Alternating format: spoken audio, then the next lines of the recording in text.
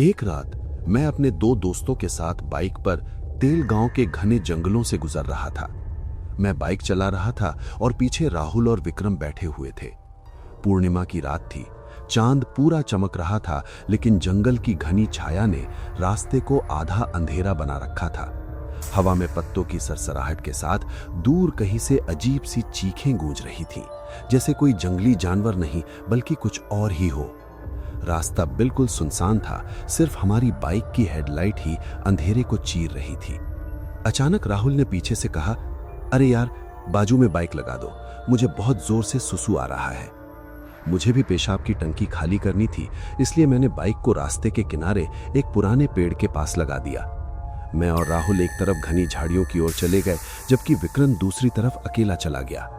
जंगल की ठंडी हवा में पत्तों के नीचे की नमी से अजीब सी बदबू आ रही थी। हमने अपना काम निपटा लिया, लेकिन जैसे ही वापस बाइक की तरफ लौटे तो विक्रम कहीं दिखाई नहीं दे रहा था। हमने चारों तरफ देखा, आवाज लगाई, विक्रम भाई कहाँ हो यार? लेकिन कोई जवाब नहीं मिला, सिर्फ हवा में पत्तों की सरसराहट और दूर किसी पक्षी की चीख। मुझे लगा शायद वो हमें छेड़ रहा है, इसलिए मैंने जोर से कहा, देख विक्रम, अगर तू मेरे 5 गिनने तक नहीं आया तो हम बिना तेरे चले जाएंगे।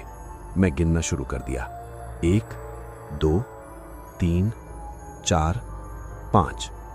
तभी जंगल की गहराई से विक्रम की भयानक चीख गूंजी, भाई बचाओ! वो चीख इतनी असली और दर्द भरी थी कि मेरे रोंगटे खड़े हो गए।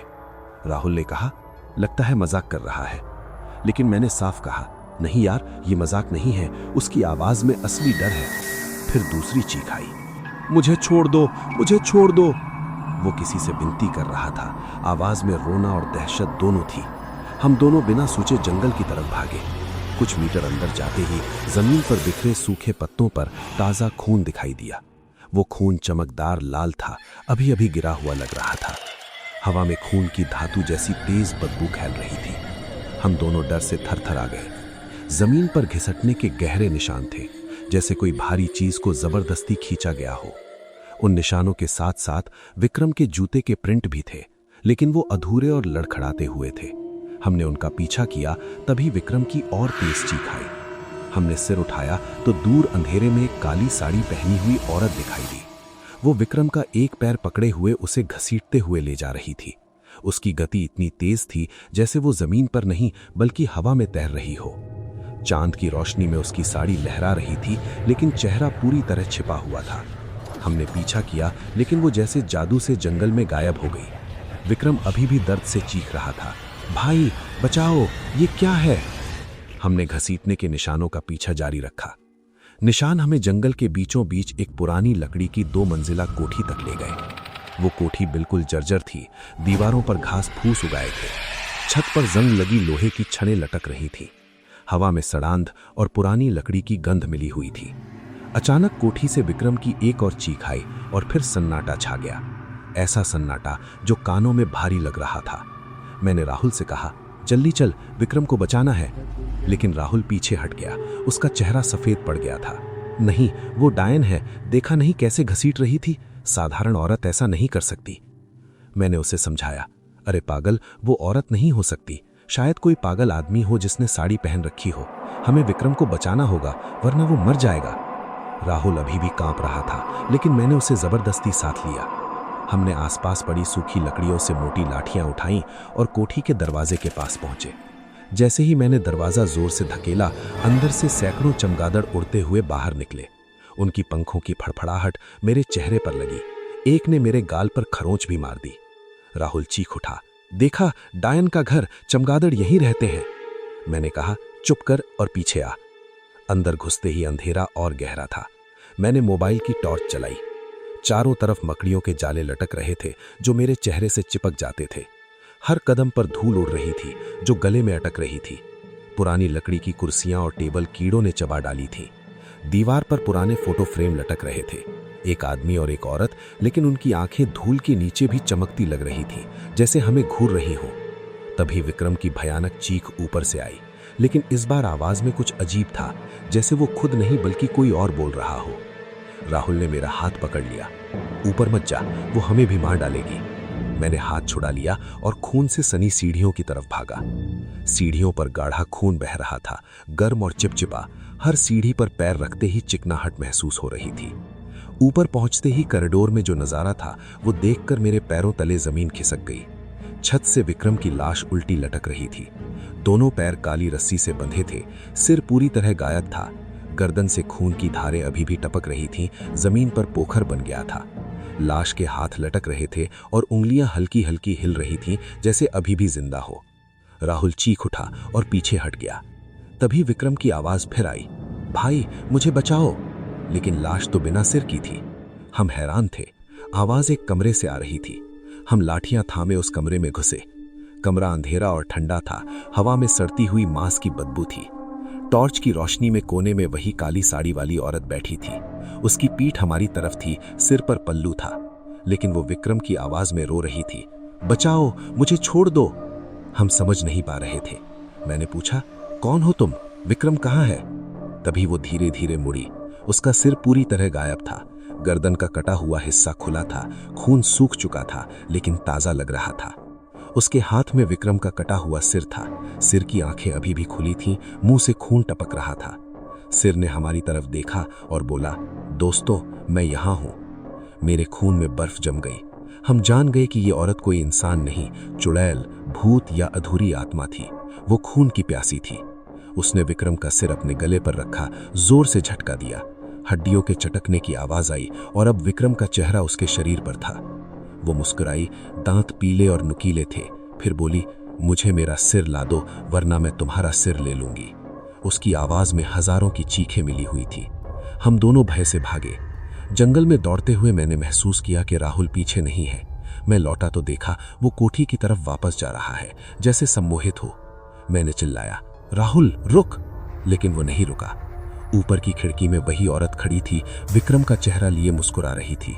उसकी आंखें लाल थीं, जैसे आग जल रही हो। मैंने राहुल का हाथ पकड़ा, लेकिन उसने जोर से मुझे धक्का दिया। मैं पेड़ से टकराया, सिर फट गया, खून बहने लगा। आंखों के सामने धुंधला हो गया। जब होश आया तो राहुल कोठी के अंदर चला गया था। मैं दौड़ता हुआ उसी कमरे में पहुंचा। राहुल वहां खड़ा था, एक हाथ में छुरी लिए अपनी गर्दन पर रखे हुए, दूसरे हाथ से अपने बाल पकड़े हुए।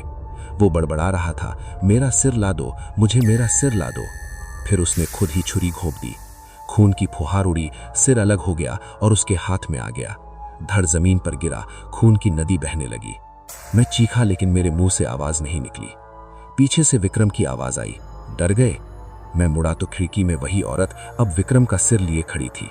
मैं भागा, लेकिन वो दरवाजे पर पहले पहुंच गई थी। क्या चाहिए तुम्हें? मैंने कांपते हुए पूछा। वो बोली, सिर ला दो, वरना तुम्हारा भी यही हाल होगा। मैंने पूछा, तुम कौन हो? क्या हुआ था तुम्हारे साथ? वो धीरे धीरे बोली, मैं अपने पति के साथ समर वेकेशन पर यहाँ आई थी। हमने ये कोठी ली थी। उस दिन मेरे पति तालाब पर मछली पकड़ने गए थे। मैं अकेली थी। तभी दरवाजा खटखटाया। 3 लड़के थे, 19-20 साल के, कैंपिंग बैग लिए। एक ने पानी मांगा। शराब के नशे में थे, लेकिन मैंने पानी दिया। जैसे ही किचन गई उन्होंने मुझे पकड़ लिया। मेरे पति लौटे तो लड़कों ने उन्हें चाकू मार दिया। मैंने लड़के का हाथ काटा तो उसने मुझे भी चाकू घोंप दिया। फिर पागल होकर उसने मेरा सिर काट दिया। उसने आगे बताया, मेरा शरीर बरगद के पेड़ के नीचे दफनाया गया, लेकिन सिर नहीं मिला। मेरी आत्मा अधूरी है। तुम्हें मेरा सिर ढूंढना होगा और मेरी हड्डियों को सिर के साथ चलाना होगा, तभी मैं मुक्त होऊंगी। मैंने पूछा, आखिरी बार तुमने क्या सुना? वो मछली फ्राई करने की बात कर रहे थे। सिर्फ एक मछली थी। मुझे अचानक याद आया, तालाब। वे जरूर तालाब में फेंक आए होंगे। मैं कोठी के पीछे तालाब की तरफ भागा। रास्ते में जंगल और भी डरावना लग रहा था। पेड़ों से लटकती जड़ें सांप जैसी लग रही थी। हवा में फुसफुसाहटें हो रही थी। तालाब काला और गहरा था। चांद की रोशनी पानी पर पड़ रही थी, लेकिन बीच में अंधेरा गहरा था। किनारे पर खाली नारियल पड़े थे। मैंने एक नारियल उठाया, सिर जैसा बनाकर पानी में फेंका और उसी जगह डुबकी लगाई। पानी बर्फ जैसा ठंडा था। नीचे जाते ही कुछ चिपचिपी चीज मेरी टांगों से टकराई। मैंने सोचा मछली होगी, लेकिन जब हाथ लगाया तो हड्डी जैसा कुछ लगा। 1.5 घंटे तक डुबकियां लगाई। हर बार सांस लेने पर लगता था कोई नीचे से खींच रहा है। आखिरकार कीचड़ में फंसा हुआ सिर मिला। मांस मछलियों ने खा लिया था, सिर्फ खोपड़ी बची थी। आंखों की जगह खाली गड्ढे, दांत अभी भी चमक रहे थे। मैं उसे किनारे लाया, हाथ कांप रहे थे। फिर मैंने बरगद के पेड़ के नीचे कब्र खोदी। मिट्टी हटाते ही हड्डियां निकली, टूटी हुई पसलियां, हाथ की हड्डियां। मैंने सिर को हड्डियों के साथ रखा और आग जलाई। आग जलते ही हवा में चीखें गूंजी, लपटें ऊंची उठी। आत्मा धीरे धीरे आसमान की तरफ गई, लेकिन जाते जाते उसने कहा, धन्यवाद, लेकिन जंगल में और भी अधूरी आत्माएं हैं। मैं वहां से भागा। पीछे से पत्तों की सरसराहट और चीखों की गूंज आ रही थी। मैं बाइक तक पहुंचा, इंजन स्टार्ट किया और तेजी से भागा। उस दिन के बाद मैंने कभी उस जंगल की तरफ मुड़कर भी नहीं देखा। हर रात सपनों में वो काली साड़ी और कटा सिर दिखता है। दोस्तों, यही था वो खौफनाक अनुभव जो आज भी मेरी रातों की नींद उड़ा देता है। अगर आपको ये भयानक घटना रोंगटे खड़े कर गई, दिल की धड़कन बढ़ा गई और आप और ज्यादा ऐसे डरावने अनुभव सुनना चाहते हो, तो अभी ड्रैक्सॉर चैनल को सब्सक्राइब कर लो, बेल आइकॉन दबा दो ताकि कोई भी नई वीडियो मिस ना हो। लाइक बटन जरूर दबाओ अगर ये घटना पसंद आई हो। कमेंट में बताओ कि आपको सबसे ज्यादा डरावना कौन सा हिस्सा लगा, वो सिर वाली औरत, विक्रम की लाश या तालाब वाला सीन। अपने दोस्तों और परिवार को शेयर कर दो ताकि वो भी ये डर महसूस करें। ड्रैक्सॉर का रोज नई नई भयानक घटनाएं आती रहेंगी, इसलिए सब्सक्राइब करके बेल ऑन रखो। अगर आपने अभी तक सब्सक्राइब नहीं किया तो अभी कर लो, वरना अगली घटना मिस हो जाएगी। कमेंट बॉक्स में ड्रैक्सॉर फॉरएवर लिखकर बताओ कि आप नेक्स्ट वीडियो में क्या देखना चाहते हो, और भी जंगल वाली घटना या कोई नया भूतिया घर। लाइक और शेयर मैक्सिमम करो ताकि ये चैनल और बड़े बड़े हॉरर लवर्स तक पहुंचे। धन्यवाद दोस्तों, मिलते हैं अगली भयानक घटना में। तब तक सुरक्षित रहो, रात को अकेले जंगल में मत जाना। ड्रैक्सॉर, जहां डर जीवित होता है।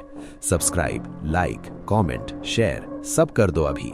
बेल आइकॉन दबाना मत भूलना। हमारा परिवार बढ़ता रहे, आपका साथ रहे। ड्रैक्सॉर फैमिली में वेलकम।